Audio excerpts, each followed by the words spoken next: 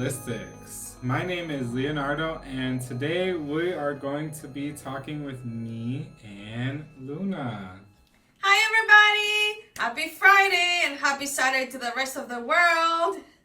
Yes, hello everyone and welcome. This is Let's Be Honest with Leo and Luna. Yes, so I am a Past Life Regression Therapist and energy reader. I do all kinds of wonderful spiritual education projects because I think it's fun and it helps a lot of people. Yeah, and my name is Luna and I'm a karmic resolution facilitator. So I help my soul clients to resolve karma, trauma, and drama across lifetimes to this lifetime. Basically. All right, so for the last, I think 5 weeks, we've been talking about spiritual gifts. And so last week we talked about power, which was really powerful, basically. And then this week we're talking about empathy, which is a great topic. So empathy itself, I put out a video on Wednesday talking about the basic understanding of empathy and where it comes from, and also understanding how to develop it over time. So let's talk about it. So it's one of the outer gifts, which again is, hey Sharon! Hey Sharon! Happy Friday. Well, actually, happy Saturday. Happy Saturday. Happy weekend. Yes, happy Saturday in Australia.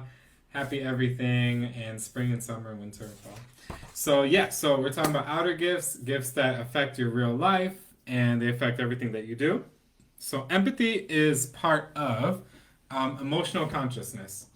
And emotional consciousness is basically like our chakras and our auras, and a lot of what goes on in our body and how we relate to other people.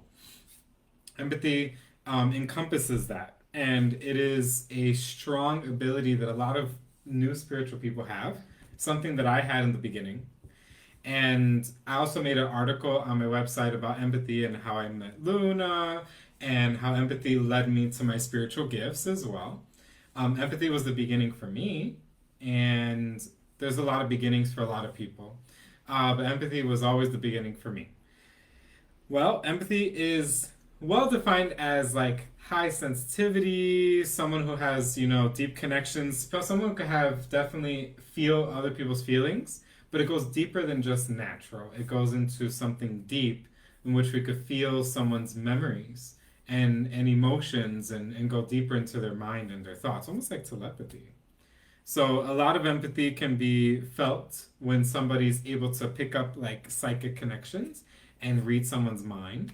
And also, you can feel things throughout time and space, and it's lots of fun. Developing empathy, just from the top, just from understanding it, it takes lots of practice.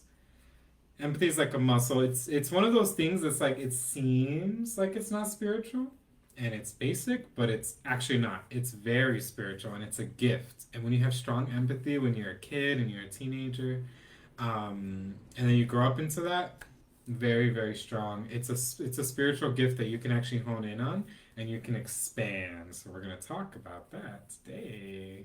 Yes, we will.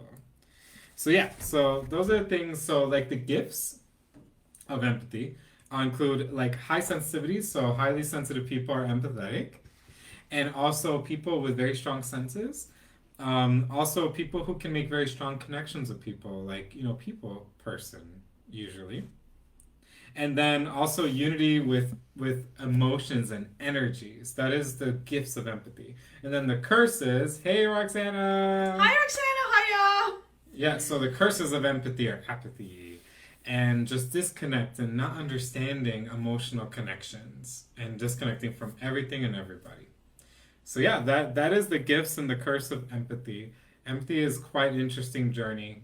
We all have our own opinions, The interesting thing is that I've noticed about empathy is that it's like an emotional network or an emotional web, I would say. And this is what makes things complicated. Because, people are terrified usually. I used to be terrified too because I would just feel anything and everything.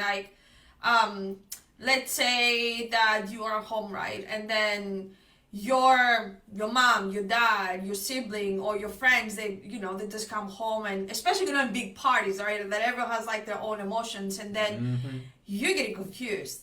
One moment you feel happy, the other moment you feel just like stressed out, the other moment you feel like, oh my god, that's the best thing ever happened, and then the next moment you're just gonna go get locked in the room and just avoid everyone. And perhaps sometimes this is not even how you feel. It is what you perceive from other people. It's kind of like your inner antenna, in a sense, is picking up little bits of how other people feel, and this is how you connect to them. And I feel that this is what makes things very, very complicated with empathy. It is a great gift because, it's kind of like mirroring, emotions. Because when you feel in a specific way and you know for sure that this is not yours, then you know how the other person feels. And it is the point where when you're empathetic, you know who is lying and who is not. So if you just, let's say, hang out with someone, it's like, oh, you're such an amazing person and I love you. Oh my God, you're the best thing ever happened to me. And then you just feel like that disgust and something is not sitting right. Sometimes it could be, one could be intuition. What we talked about in a previous video, you can just, go back and just rewatch it. Or it could be the fact that this is how the other person feels about you. And then they say one thing and they mean the other. And so by knowing that, you are empathetic. You just feel their emotions. You feel exactly how they feel. And so this is kind of like, I would say, an emotional truth between you and others. Yes, empathy can also be a very strong curse because, you really can't, like, you end up feeling desensitized by things because you feel too much. So, for instance, like, I might go to work and I feel too much of everyone talking and feeling, and it can get very intense. And sometimes you have to just sort of wash it away, and it's very important that you do. Well, empathy can definitely be that curse because it gets too much. Being involved in environments where there's just too much energy and too much emotion. Greatest gift though, because you can actually, understand people deeper than other people can. And you can help people in that process, which is a beautiful thing. But there is just so much, it's so difficult to do. I think properly, it's just difficult to do properly. It's one of those skills, as we go deeper into these spiritual gifts, it gets harder and harder to master. Because it's much easier to try to access psychic abilities, but to get very physical on your outer gifts, to get in real life and use empathy in a proper way, is so very hard. Because I feel like a lot of people in the spiritual community, they use empathy and then they're like, I'm an empath, that's just who I am. But you're also a very spiritual person. And you're also very intuitive. These are all parts of who you are, but these are spiritual gifts that you're born with. If you don't use them and you don't tame them, then it will take over and will overwhelm you, and then it'll just consume you sometimes. You must acknowledge that there's a gift there, otherwise it'll just become a curse automatically. A gift that is ignored becomes a curse, and that's a good tip for all of you for sure. There's something interesting that, Leo knows quite a lot. Empathy can go far and beyond of the understanding of just a physical connection. When you're hanging out with someone, just feel what they feel. But it can just extend into, I would just say, situation you will have ever thought about it. For example, Leo knows that when I watch movies, I very much empathize with the actors in a sense where if there is a sad moment, I will cry. Or if there is, a moment, something, very big happens, the moment I'm getting stressed out. And it's like, I'm as if I'm in the movie in a sense, but this is like empathy in a different form. And, I'm still working on it. I'm not perfect. Sometimes I take, everything in, and it's kind of like hard, to work on with all these emotions. But another thing also that I would like to mention is, being empathetic with animals. I love that one. Because, like, for example, when Joy is hungry or thirsty, or, sometimes she just, like, won't say it. She just, like, sits and just looks at you, funny. She won't say what's going on with her, but, I'm empathetic, so I'm just, like, maybe I feel like my stomach is growling, or I feel, like, thirsty. I'm like, oh, maybe this is how she feels. I know that many of the people feel, I felt that a lot too, when the planet is in danger. So let's say, the climate change that's happening, the ice is melting, and then, the global warming. Some people are also very sensitive to it, which is also another form of empathy, empathizing with Mother Earth herself, and empathizing with all these changes and shifts. So, for example, I don't know, perhaps Roxana will know, like people, in Japan, like before earthquake happens, maybe some people like agitated or scared, they don't even know what's going on. Sometimes it could be intuition, but some other times it would just empathizing, with literally the earth itself, and then getting literally like to the next level. That's true. Yeah, because the deeper advanced skills of empathy include a lot of what I do in my practice, which is emotional resonance. So it's when you really can use your emotional consciousness to resonate with energy everywhere. Everywhere, in every little thing, plants, animals, past lives, anything. So it is a lot of what I do, and it's been an interesting journey understanding that empathy can actually be used as a tool. You can use it to connect with almost anything. You can connect your emotional consciousness to everything, stars in the sky, rainbows if you want. It doesn't matter. That's cute. If you can feel it, then you can connect to it. And you can use your empathy in that way. So you can try, like, instead of, going to a crowd and saying, I feel this person's feelings, I feel this person's feelings, I have such a deep connection. How about just try to pull a connection out and just say, I want to call upon the person that means so much to me in this crowd. I'm going to use my empathy to feel them, and I'm going to gravitate towards friends and family, and, and just put out an intention with your emotions, and then you get a reaction because you're using emotional consciousness. So there's a lot of different ways that you can use empathy for the best of your abilities and your emotions to turn them around and get the best out of it. So I love empathy. So let's talk about past lives. In past lives, all emotions were connected deep down. And empathy was very natural. Empathy was just like another language of speaking on how people communicated in past lives. And in this life, it's usually when people find that they have this tendency to have a spiritual empathy, it's always a surprise. Like, oh, I didn't know that. Oh, I didn't know that people like me could be empaths and stuff like that. It's always like, as if it's new knowledge, which is weird. But yeah, so it's really hard to do that. It's really hard to understand that. And then especially in our world where we have so much pain, empaths can be very, very numbed by it. So it's very hard to deal with. So empaths everywhere, if you're listening, which you will eventually listen,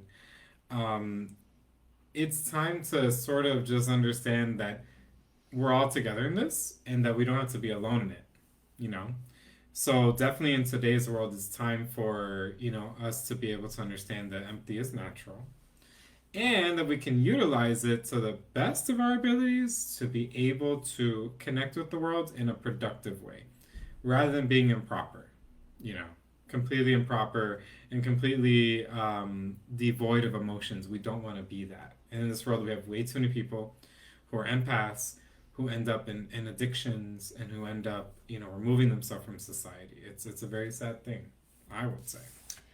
Yeah, I have some thoughts about when it comes to empathy.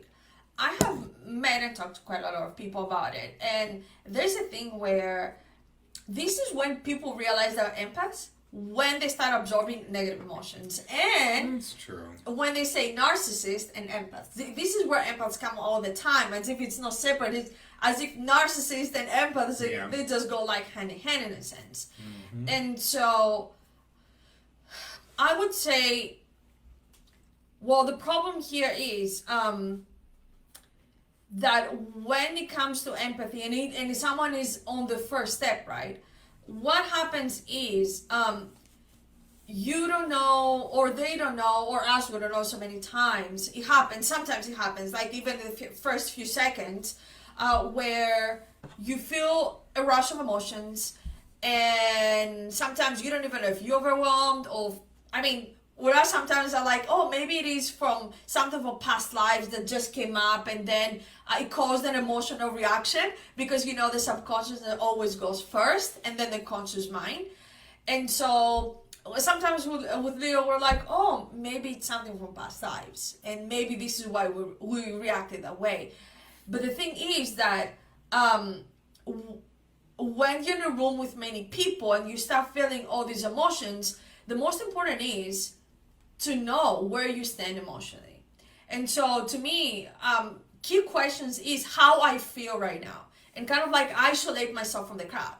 Because if you don't, then what many empaths do that I've seen is they try to identify where that emotion comes from. So they try to say, oh, is it this person? Is it that person? But we need to remember to come back to ourselves in a sense where do I stand emotionally right now? So let's say you are in a gathering with friends, right? And all of a sudden you feel sad. And you're like, what's happening? Who's sad? Because the some empath says, so who's sad in the room? Let me find the sad person. But you have to ask the question, did something make me sad? Okay, there are a couple questions. Did something make me sad? And did it trigger me, an emotional response? So pretty much talking about triggers from your childhood and your early, adult life, I would say. Is it that perhaps someone said something, and just like also could that trigger? It could be just emotional response, but someone said something. It could be, then you have to ask yourself, what exactly am I feeling right now? Where am I at? And if it's not any emotional responses, oh, I'm so scared. So then you say, where exactly am I right now with my emotions? And if I feel sad right now, right? And it is someone else's emotions, am I happy? And if you are in a happy moment, so you turn back to yourself and you disconnect from that emotion that is not yours. It is very, very important. So when you have sorted out the trigger, so you make sure that it's not a trigger, or if you are aware of your past lives, you know that it's not a memory from past lives, then it is something that you need to come back to yourself and literally just affirm that me and my emotions, that's it, and everyone else is out of it. It's kind of like creating a protective barrier. That's true. And this is why, true story is why so many empaths say, oh my God, the narcissist did this to me. And I've been there too, because I was raised, by a narcissistic family. So I always blame them. And I did that a lot. And I never thought that it is me as an empath that I'm actually taking their emotions and I'm feeling just terrible. I always said it's their fault. But when I start shifting the mentality and I started focusing on me as an empath rather than focusing on them as narcissists, it is when my life started changing. That's true. So yes, so I put together, I have an article on my website, like I said, where I talk a little just deeply about what empaths and empathy is. And how actually, being an empath can be a strength if you look at it in like a proper way. And a lot of people do see it as a weakness, and it can be a weakness in a lot of ways. But being an empath it's in its own right a very strong thing to have and to be. So yeah, go check that out. But when I made my video, I was thinking of 3 basic steps on how you're going to embrace empathy as a skill. And how I came up with it is actually number 1, which Luna came up with, which is resolving your trauma. When you want to embrace your empathy, you can't really embrace your emotional consciousness unless you solve what's in it. And usually what's in your emotional consciousness is trauma that stops you from solving other things. Things that really hurt, things that are stuck and removed that need to be put back into place. Just like the body has trauma, the emotions have trauma too. And they just get stuck. Someone has to go in there and fix it, whether it be you or somebody else. So I want you to expand on that. What do you mean by resolving karma and how that can help you embrace empathy? I will just tell you the simplest thing that ever happened to me and other people. And I know that many people resonate with that. So let's say that you are hanging out again, let's say maybe with your family or friends, and it has been like a really bad situation, because usually that's how it happens. The good emotions, it's just fine. I mean, you can just take them. You're like, okay, happy-go-lucky, I feel good. But let's say someone is sad, angry, frustrated. If you don't actually resolve that, and if you don't let those emotions go, it's kind of like carrying a garbage bag with you. So you go and meet, let's say you go back home, and let's say go back to Leo. Leo is like, something is off with you. What's wrong with you? And I'm like, I don't know what's wrong with me. And then this keeps going on, and then he's irritated now because he's an empath. So he took, the trash that I brought from outside. He started smelling. He's like, now I feel like that too. What's happening? And so Leo's gonna go see his sister, his dad, and they're gonna be like angry too, frustrated. So imagine now, like, it happens like infestation. I'm just gonna tell you like that. It sounds funny, but that's how it feels like. So if you don't address that, this is being carried around. And the only way to understand how to distinguish what is yours and what is another person's is dealing with your trauma. So your trauma, even if you don't care about it, or you don't have time to resolve it, or you haven't paid attention to it, it's always broadcasting. I would just say that. So there's an aura about you, you're walking around, and everyone can see, and you can't, which is really, really interesting. And so it can be from triggers, it can be from stuff that you don't like, people, situations. And so when you meet other people, usually they're people who have trauma too. And you attract like-minded people. So you haven't solved your trauma, and then, it happened to me a lot. So at a point in my life, I was a victimizer. So what did I do? I attracted victimizing people. And so we had a victimizing party. So I was taking those victimizing energies. I would just meet Leo, and Leo was like, okay, victimized too. Remember, Leo? Just like a little bit of resistance. Then it's just like, okay, victim party.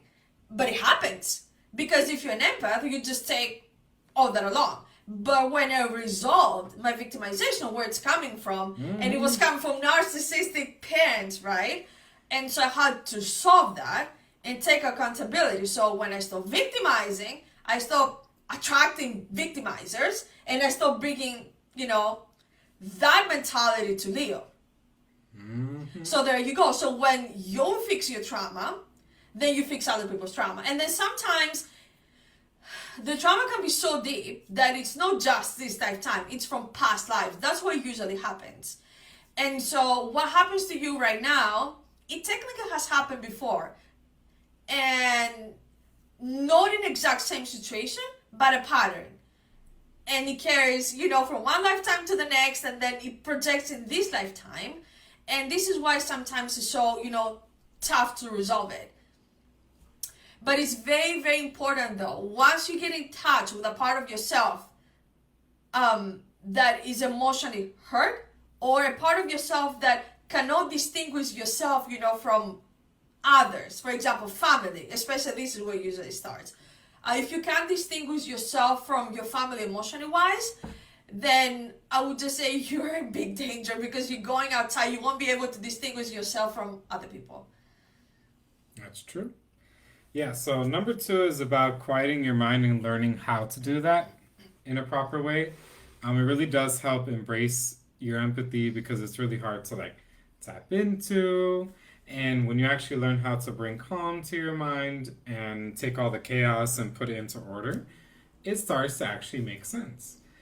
So it's very very keen skill, and it's very hard to do, because a lot of people think, just like meditation and quieting your mind. No, not necessarily. You want to go deeper than that. You want to be able to resolve the trauma so that you can bring quiet to your mind. Not quiet the trauma. You can't, quiet the bad things that have happened in your life. You can't quiet your inner thoughts. You have to solve them. When you do that, you end up calming your mind and opening your mind to having actual empathy and its abilities to manifest.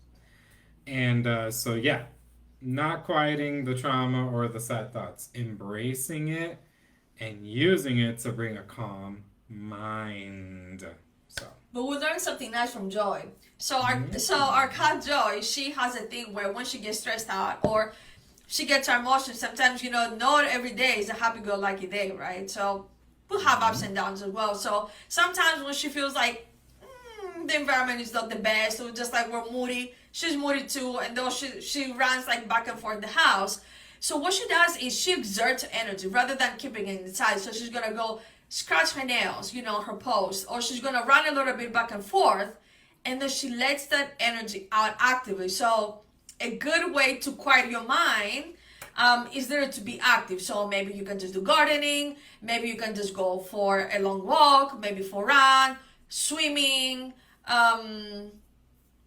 so anything that makes you active, even like, cooking or whatever you like. So once you do that, you're mindful. And so mindfulness means being in the moment and just stop having your mind running to the past or the future, just being in this moment right now.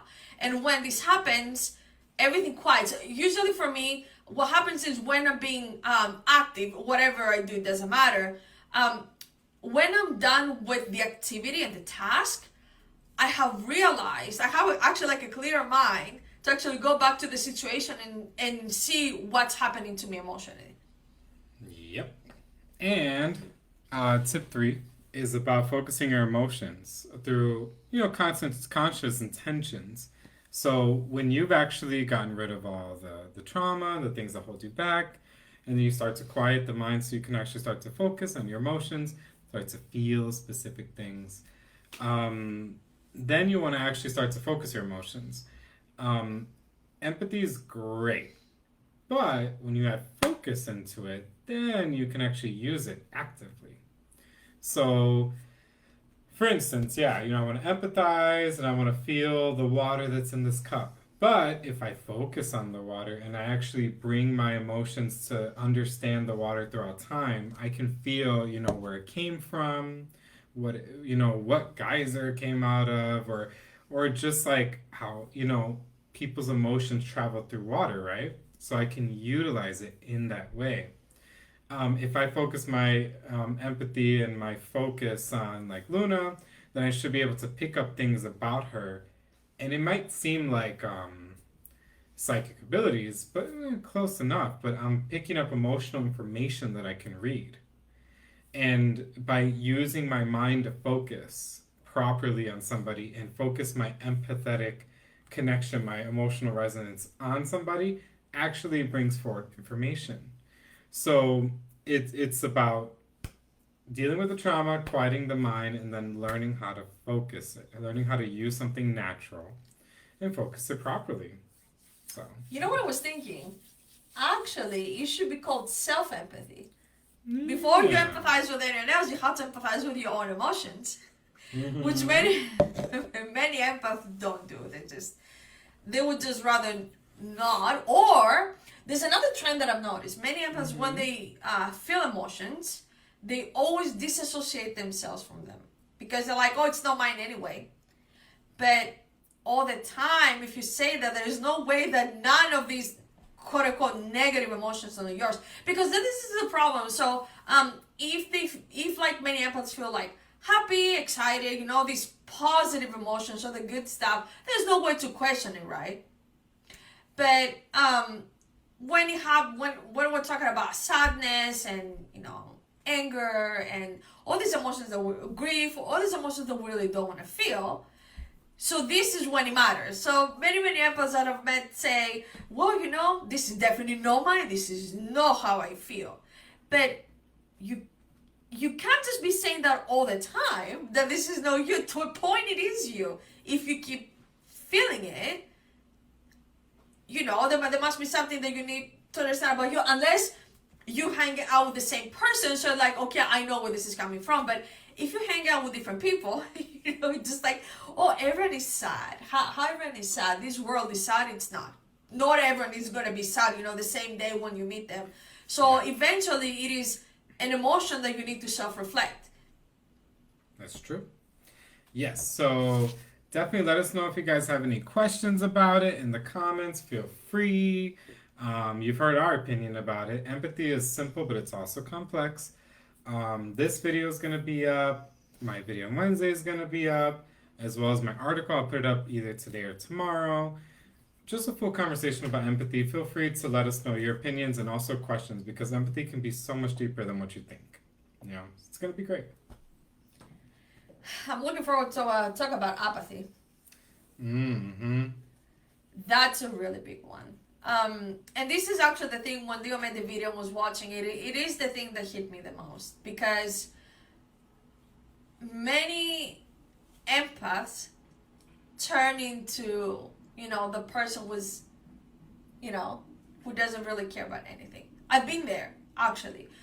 When I shut my emotions off because I didn't want to feel anything, there was like a point where there apathy was going on. I was not feeling anything, and I'm like, I don't care. I'm gonna put barriers up. I don't want to deal with anyone's crap. I'm gonna say just like I don't care. I don't want to do that. It's too much, because I was dealing with my own stuff. So I just cut everyone off, and that was not a good thing either. It is like a point where you numb your communication, your emotional communication with other people. And so when you turn off, your empathy becomes apathy. So let's say you meet with a good friend and they need help. And sometimes, people don't know how to ask for help. You're never going to feel anything. You're just going to be spending time, having fun, just laughing, and then they're suffering on the corner. I mean, of course, people should communicate, but sometimes it's too much and they're not going to talk about it. So you won't be picking any of that. Or, I've met people before, going to a funeral and just sitting there like, yeah, okay, what's happening? It's okay. And this is a point where they have turned off their emotions because they don't want to connect with anyone. And this is the problem where you're going to be looked at like, okay, so what's wrong with a person? Or even yourself. Because when you turn off the emotions towards other, you cut off your own connection with your emotions, and it's a really, really big one. Good point. Yeah, I think most notably for me, my best advice is that in the beginning, when you start to encounter the fact that you have empathy, and that you have a deeper empathy than normal people have, and it's something psychic, it's something spiritual, to embrace that and don't push it away. And don't let it eat you up, because once it starts, you really can't stop it. Like, it's just going to get bigger and bigger and bigger. And to embrace that ability for the best times. And when it comes, don't ignore it. Just face the signs. The signs are always there. Embracing it rather than let it fall to darkness. Because I've seen for myself, if you ignore your empathy and your spiritual empathy, it becomes dark. It becomes a void of emotion, and you don't want that. It can get very bad. So always focus on that. Always focus on, how your emotions are dealing with things, the connections that you're making with other people, and what you're going to do about those connections, what you feel sensitive towards, all your emotional body, your chakras, and your aura.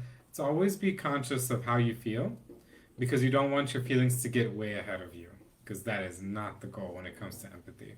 So to me, my best advice on embracing empathy, is just to, when you see it, embrace it, because the signs are always there, and you don't want to ignore it in the beginning, because it can get really intense if you ignore it. And your final advice? Yeah, I'm just thinking about when you meet another empath.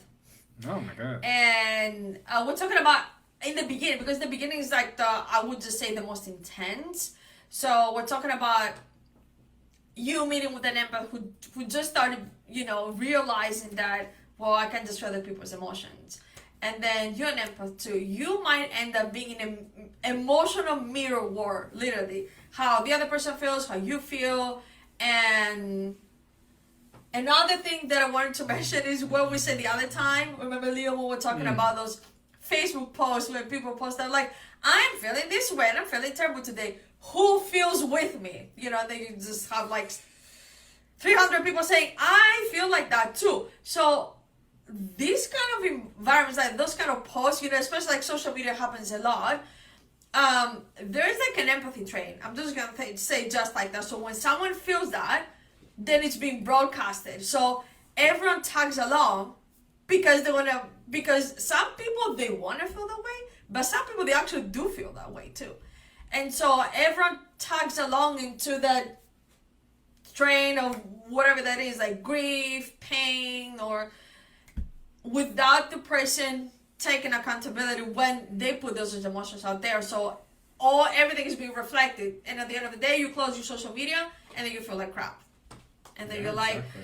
So why do I feel like that? Because you interacted, with energy that you didn't even disassociate yourself from. It's very, very important to know. Empathy is a good thing, understanding how another person feels, but taking it with you and carrying it around, that's not a good thing. Because sometimes when we don't address these kind of emotions, we integrate them. And then we carry them along to the next day. Mm-hmm. We're like, okay, so now what is happening? Why am I feeling like that? Sometimes you wake up in the morning and you're just feeling terrible. And you're like, why do I feel so not motivated today? What is happening with me? Maybe you should just check whom you interacted with the previous day and what was the point exactly that it changed your emotions. And then you just take it from there. Yep, it's true. It's true. Well, Roxana said yes. She said, thanks for explanations. I understand better now empathy and not expressive none. Yes, that's cool. Yeah, and if you have any questions, just let us know. Yes, empathy is an interesting thing, but expressing it has so many different ways. It's all kinds of new ways to express it. So never be afraid to ask a question because we're always here to answer them. Definitely. Cool? Yeah. All right. So we'll talk soon. Next week is our final outer gift. It's going to be healing, which is going to be interesting, fun. It's going to be about the physical consciousness healing. And we're going to be discussing how to heal your inner child. So it's going to be a lot of her forte, and it's going to be our final season finale. Well, it's going to be the season finale of spiritual gifts.